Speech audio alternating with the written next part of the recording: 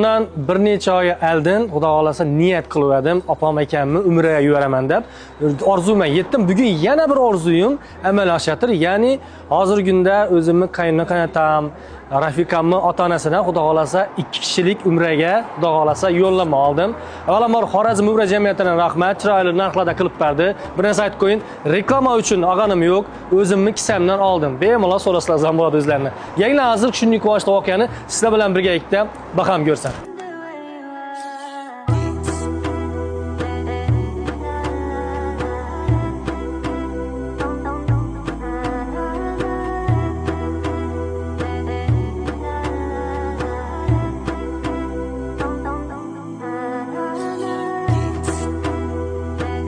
Assalomu alaykum hammaga, yaxshimisizlar xonlar.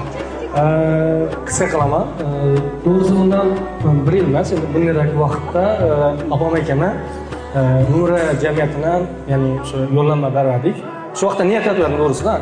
Ko'p odam aytadi, opam akam aytadi, yaxshi niyat qilsang, ammo erishasan deb to'g'risi. Shu vaqtda niyat qildim. Bu yil opam bilan akamga bersam, keyin xulosa qaynakam ataman. Ya'ni ikkinchi ota-onamga beraman dedim to'g'risi. Endi bugun to'g'risi yaxshi niyat qilgan ekanman, to'g'risi.